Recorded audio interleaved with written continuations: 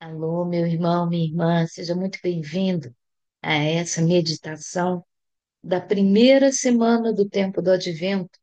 Estamos iniciando um novo ano litúrgico, o ano C, onde a maior parte dos domingos estaremos contemplando a encarnação, vida, obra, missão, morte, ressurreição e ascensão de Jesus Cristo através do evangelista São Lucas.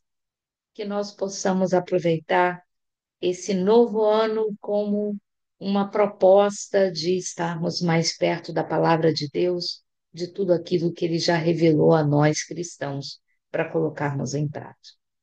Vamos pedir a Deus que venha trazer a sua graça e a sua bênção, que ele receba todas as nossas preocupações, as nossas enfermidades, todas as pessoas por quem a gente se comprometeu a rezar e que Ele abençoe de uma forma especial a cada um de nós que formos emprestar o nosso tempo, a nossa voz, a nossa disponibilidade, para que Deus possa falar ao seu povo através dos nossos lábios nas leituras das celebrações desse final de semana. Enfim, que nós estejamos unidos e reunidos em nome do Pai, e do Filho e do Espírito Santo. Amém. Vamos ver então o que as leituras desse final de semana reservam para nós.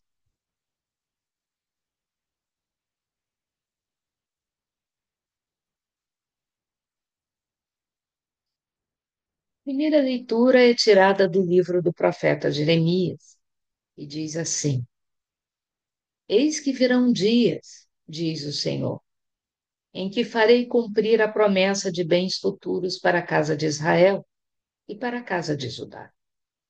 Naqueles dias, naquele tempo, farei brotar de Davi a semente da justiça, que fará valer a lei e a justiça na terra.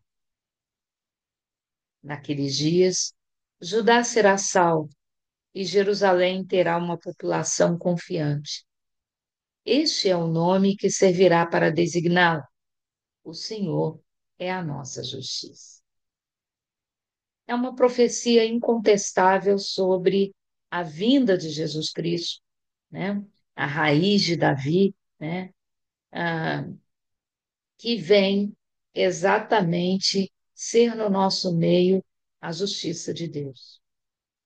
Mas a primeira coisa que essa leitura quer mostrar é que a vinda de Jesus é uma promessa cumprida, para nos mostrar a fidelidade de Deus.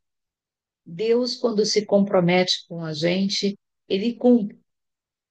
A primeira vez que claramente nós vemos a promessa de Jesus ser feita já é em Gênesis 3:14, na verdade, quando Deus está castigando Adão e Eva e diz para a serpente: porém, inimizade entre ti e a mulher, entre a sua descendência e a dela, porque tu lhe ferirás o calcanhar e ela há de te esmagar a cabeça.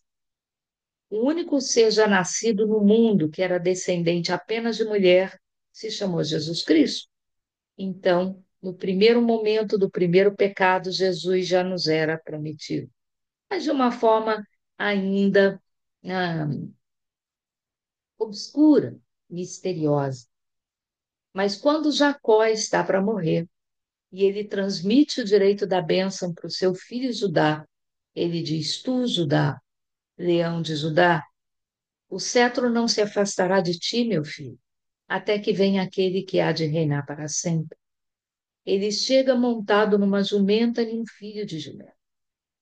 Ele lava as vestes no vinho. Então, na verdade, nós temos aí uma promessa clara sobre a vinda de Jesus.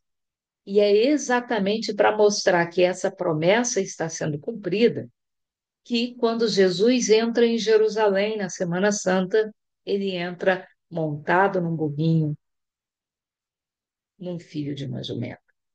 Por quê? Porque ele é aquele que lava as vestes no sangue, não da uva, mas no seu próprio sangue, para nos purificar dos nossos pecados. E talvez não muitos de nós não soubessem dessa escritura, mas os sacerdotes judeus certamente sabiam.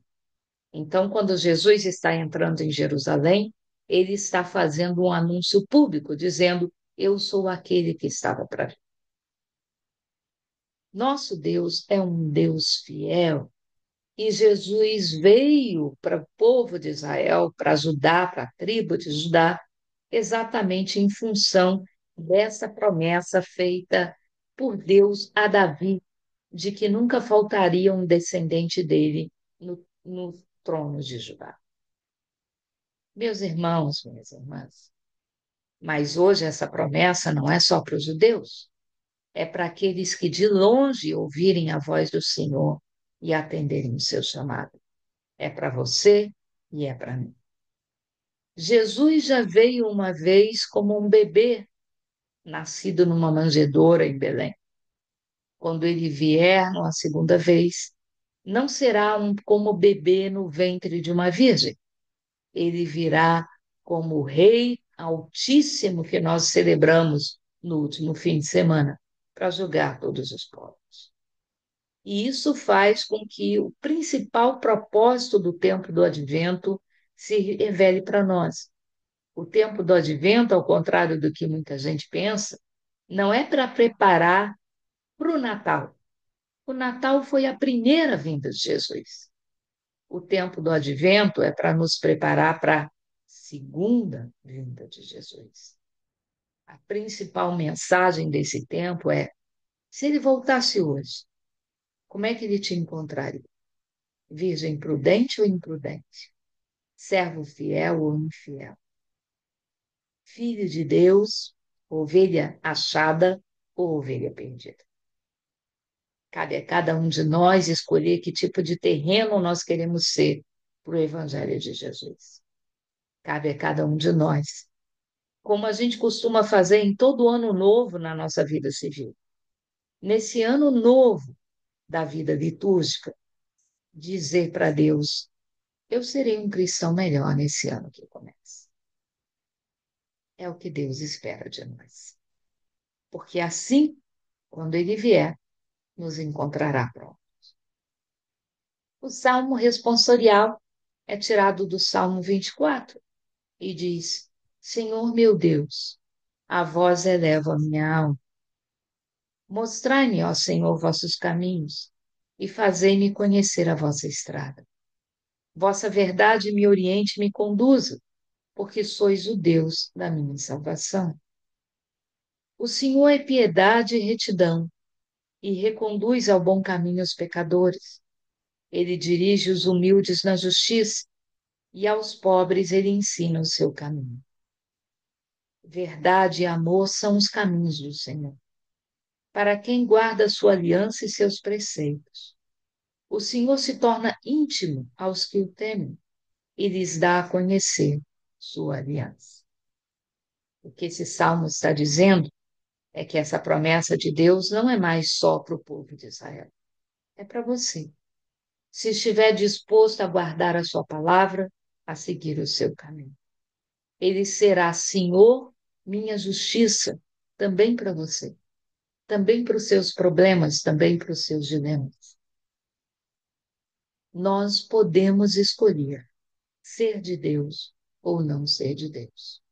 Aceitar o chamado, aceitar a verdade do Evangelho ou rejeitar essa verdade.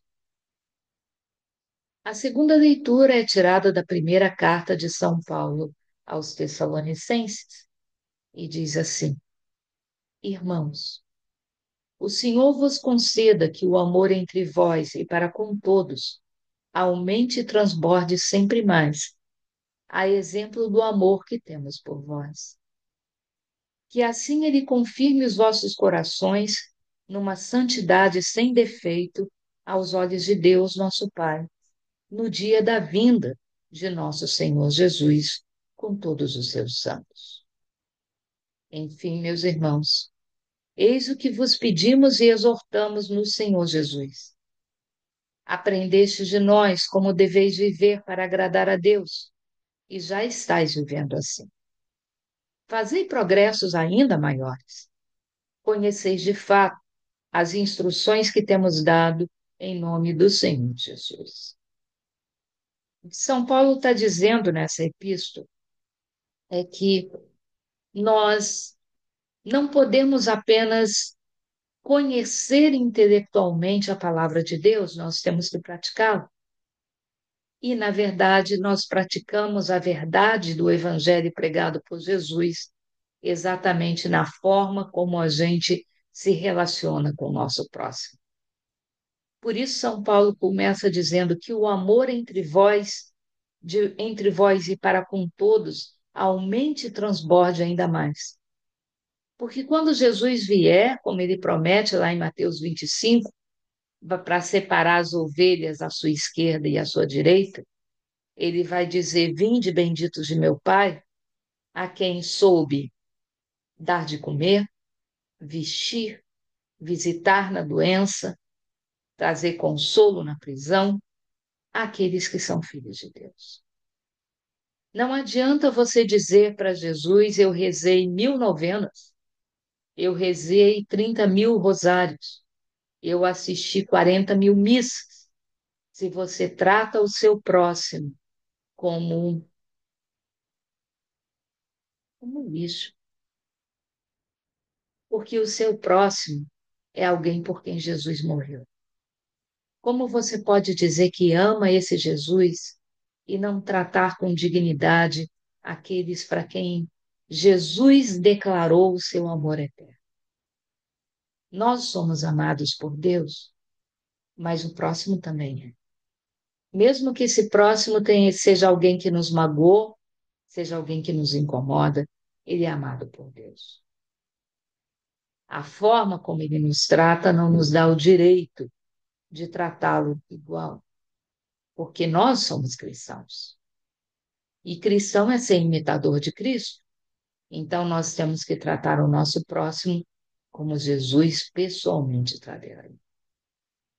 E é assim, com esse nossa forma de agir, e não apenas com os atos de devoção que nós temos, é que nós vamos estar nos preparando para a vinda de Jesus Cristo, quando ele vier com todos os seus santos, para instaurar no meio de nós o seu reino que é eterno.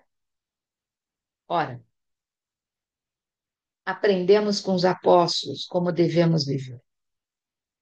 Que isso não seja apenas um conhecimento, mas uma cartilha de vida para cada um de nós.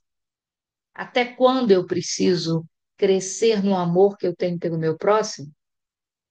Em Efésios 4, São Paulo diz: crescei na graça e no conhecimento, até ter atingido a estatura do homem perfeito à medida de Cristo.